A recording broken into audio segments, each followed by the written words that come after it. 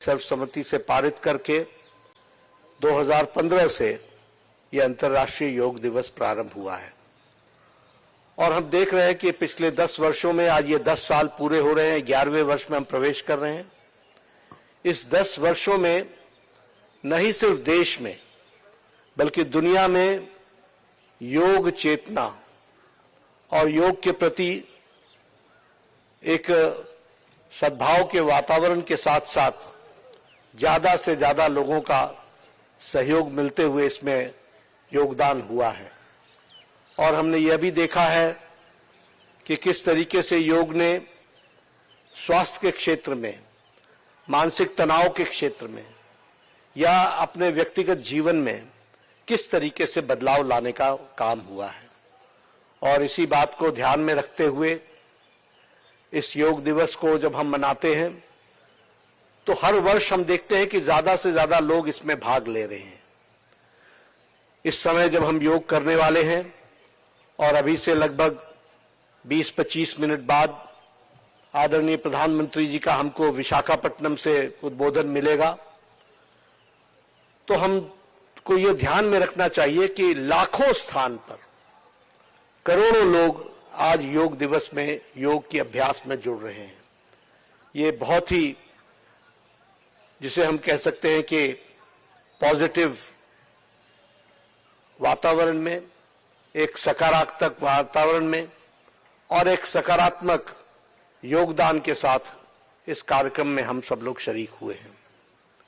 योग हमारी बहुत ही पुरातन विद्या है और ये हमारी पुरातन, जिसे हम कहें कि विधा है, जिसके माध्यम से हम सब लोग अपने जीवन को उत्कर्ष की ओर ले जाने में यह सहयोगी सिद्ध हुई है। योग सिर्फ कोई पीटी या एक्सरसाइज नहीं है, कोई फिजिकल ट्रेनिंग नहीं है। योग का अर्थ होता है जोड़, यानी योग। हम लोग अपने हिंदी में ये शब्द भी सुनते हैं कि इसका योग क्या हुआ, यानी इसका कुल जोड़ क्या हुआ। योग కుటుంబకం అనే ఒక గొప్ప సందేశాన్ని ప్రపంచానికి భారత్ ఇస్తూ ఉన్న తరుణంలో ఆయన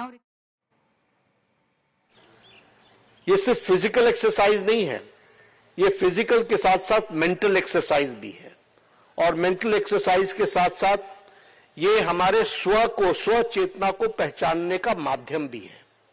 इसलिए ये आत्मा परमात्मा के साथ मिलने का रास्ता भी है। योग का एक बहुत बड़ा महत्वपूर्ण आयाम है मेडिटेशन, जिसमें हम स्व को पहचानने का प्रयास करते हैं। ये हार्ड मास के शरीर से ज्यादा आगे जाकर अपने आप को पहचानने का प्रयास करते हैं। और जब शरीर, मन, आत्मा ये एक तारतम्य में आता है तो शरीर के विकास के साथ साथ मानसिक संतुलन भी बनता है, मेंटल बैलेंस भी बनता है।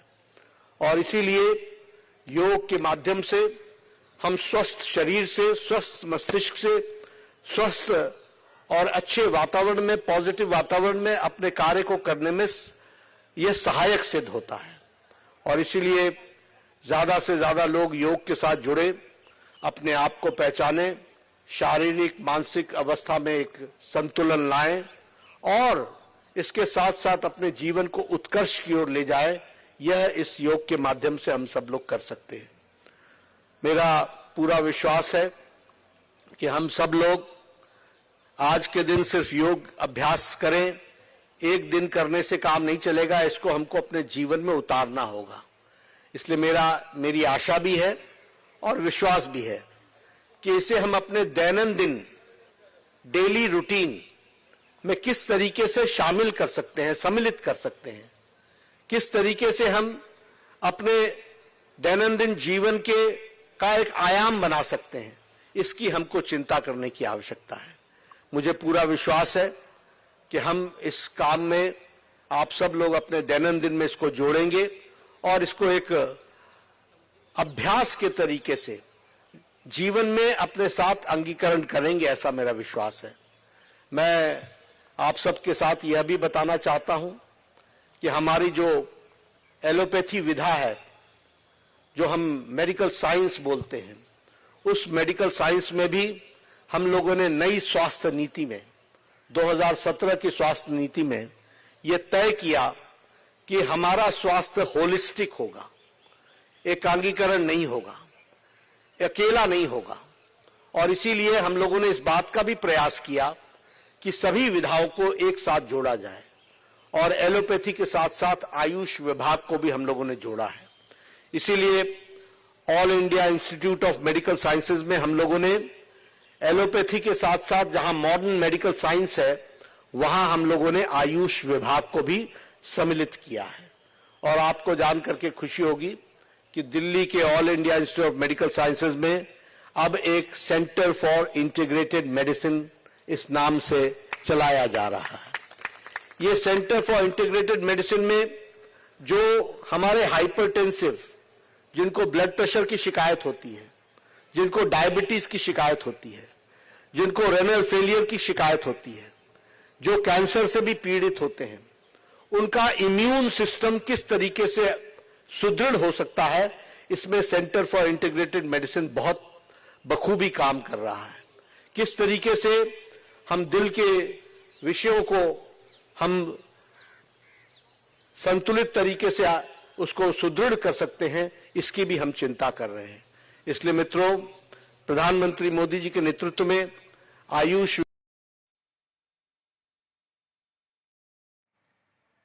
केंद्रीय मंत्री जेपी नड्डा को आप सुन रहे थे। और योग सिर्फ एक दिन के काम करने की चीज़ नहीं है, योग आपको रोज़ करना पड़ेगा, एक अभ्यास है और सिर्फ शारीरिक आवश्यकता नहीं, मानसिक रूप से भी आपको सशक्त करता है।